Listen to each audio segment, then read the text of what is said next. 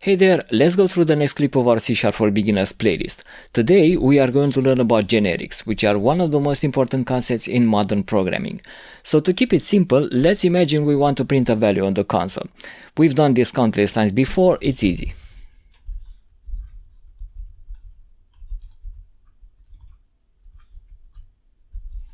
And of course we would get the value is 2. But what if I want to print a double? Obviously, I cannot call print with a double because it takes an int, but I could add an overload.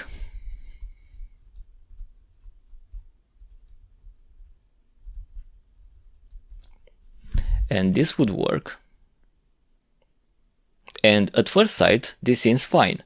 But if you look closely, the functionality between the two versions hasn't changed one bit. The only thing that differs is the data type.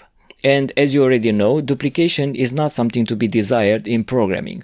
And the more data types you'd have, the more overloads you'd need and the more duplication you'd get. This is where a programming concept called generic types, or simply generics, comes in, allowing us to use an unknown data type, sort of like a wildcard, a question mark if we will, which only gets known when we actually want to use it. So if we were to rewrite our codes in such a way so as to make use of the generic types, it would look like this. And we can remove the other one, and we can update the method calls. And the first thing to notice as a beginner is this wildcard type, where the type of the parameter used to be, because it's not saying int or double or anything. And as far as I know, there is no C# data type called wildcard type, yet the compiler doesn't complain, and even more so, if we run it, it works the same way. So why is that? The answer lies in the second thing that you should notice, the fact that the print method now becomes print of this wildcard type between the angle brackets. What we place between these angle brackets is the generic type. This is the generic type. This is where we would place the wildcard, the question mark as it were. And the print method doesn't know what type wildcard type is. Could be int, could be double, could be anything, because the generic type is generic. It accepts anything. The moment when it actually does find out what the type for the question mark for the wildcard is when we call the print method and we give a value for the generic parameter. So when we called it with an int, the wildcard type became that int. When we called it with a double, it became that double. So then and only then the compiler knew what wildcard type is. Until we call it, it's unknown, it's generic, it can be called with anything. But once we call it with a data type, no matter what data type, wildcard type becomes that data type. Most of the times you'll notice that programmers prefer to use very specific names for the generic members, the most common one being T, which is a shortcut from type, any type, something like this. If more than one generic type parameter needs to be specified, the naming convention continues with the alphabet letters that follow after T, and the type parameters are separated by comma. And we can treat generic types just like any other C# type. So for example, we could declare an array of type U. And we can even change the return type of this method to instead return either a T or a U. And in this case, we will get an error, obviously, because if we said we will return an U, we need a return statement with a U. We also get errors where we call this method because now we are asking for two parameters, but we are only offering one value, so that also needs to be fixed. And now T becomes double, U becomes bool. And now when we declare an array of type U, it's actually an array of bool. Finally, generic types can also be used on classes, structures, records, interfaces, and delegates.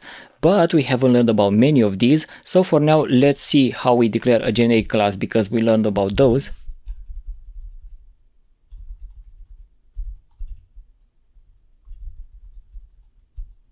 So the generic type is specified on the class level. And the concrete type that is substituted for the generic type is specified when we instantiate that class. In this case, the int is substituted for T. Now we have an int generic field, an int generic property, and an int parameter for the method. Be careful when you specify the concrete type for a generic type in the case of classes, that type doesn't change. So once you create an instance of type generic class of int, the property will be of type int, and the int doesn't change. It will not change the type. If you want to change its type, you need to create a different instance where you specify the generic type parameter again. The same rules apply in this case too. Multiple generic types can be specified and they are separated by comma and so on.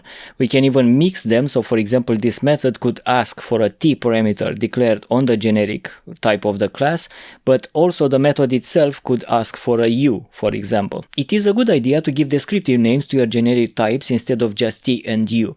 The name should still start with t to indicate it's a type, but it should continue with a name that is descriptive for the purpose of that generic type. So for example,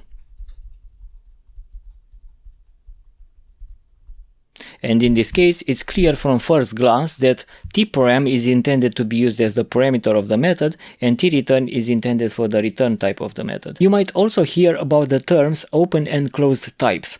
Open type is a generic class like we declared here. This is an open type because it's opened to any data type. It can accept any data type.